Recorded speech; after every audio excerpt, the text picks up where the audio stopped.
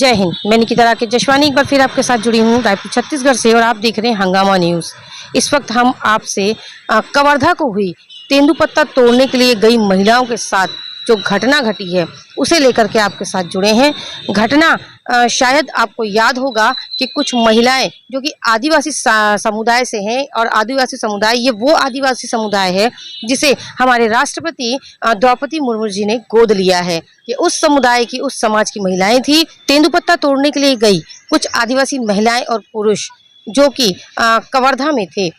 वापसी में आते वक्त उनकी गाड़ी खाई में गिर जाती है जिससे कुछ महिलाओं की मौत हो जाती है। कुछ महिलाएं घायल इस वक्त जिनका उपचार हॉस्पिटल में चल रहा है और कुछ महिलाएं जो मृतक थी वो नाबालिग बताई जा रही हैं। आज अंतिम संस्कार की क्रिया में उप मुख्यमंत्री विजय शर्मा जी शामिल हुए। उन्होंने मृतक के परिवार के साथ हमारे सीएम विष्णुदेव साय जी से बात करवाई और उन्हें मृतक के परिवार को 5-5 लाख रुपए और घायल के परिवार को 50-50 हजार रुपए राशि देने की बात कही। आइए उन्होंने आगे और क्या कुछ कहा जानते हैं। बेहतरीन खबरों के लिए बने रहे हमारे साथ और देखते रहिए हंगामा। 19 मजदूरों की मौत हो गई। मौके स्थल पर आप आए हुए हैं, क्या देख पा रहे हैं, क्या स्थिति में जो दुर्घटना हुई है? ब्रेक फेल होने के कारण ऐसा हुआ बता रहे हैं और 18-19 लोगों की मृत्यु हुई है। महिलाएं सर्वाधिक हैं उसमें और बहुत ही बड़ा दुख है भाई। सिमरहा एक ही गांव में सारे लोग हैं, बहुत बड़ा दुख का विषय है। तेंदुपत्ता के लिए हर साल आते थे, इस साल भी आए। दुर्घटना है। सरकार की ओर से घायल या फिर उनके मृतक के परिजन उनके लिए कोई मैंने बात की है अभी, तो वो अभी थोड़ी देर में जो भी सहयोग परिवार को करना है वो स्पष्ट करेंगे ही। मतलब आर्थिक सहयोग बड़ी बात नहीं है। तो कई विभाग मैंने अपने तेंदुपत्ता संग्राहक परिवार है, संग्राहक परिवार की अपनी अलग योजनाएं। अगर संग्राहक परिवार का मुखिया होता है तो उसको 4 लाख मिल जाता है और अगर 50 साल से नीचे का है तो और 50 साल से ऊपर का मुखिया है तो 75,000 मिलता है। सदस्य है तो उस पर कुछ और राशि है। ये सब छोड़ करके भी सरकार की तरफ से सहयोग तो होगा।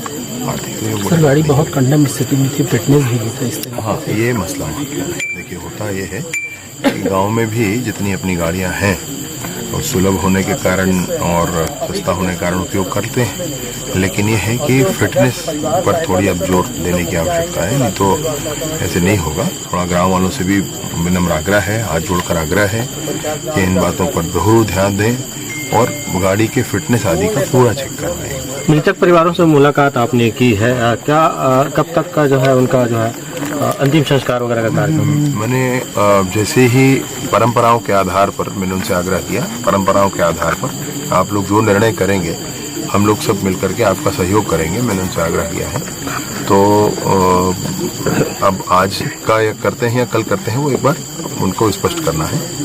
तैयारियां तो पूरी हैं, तैयारी में जाते हैं, सभी लगे हैं, पूरा प्रशासन जिले का लगा है, हम लोग भी लगे हैं, आप लोग भी लगे हैं और भी जन सामान्य सब सहयोग में लगे हैं, सब लोग सहयोग में लगे हैं। सर, मालवाहक गाड़ियों में यात्रियों को जो है लाना ले जाने का काम लगातार चल रहा है, तो क्या ये एक बड़ा उदाहरण मानते हुए सरकार को कदम उठाएगी इसको लेकर?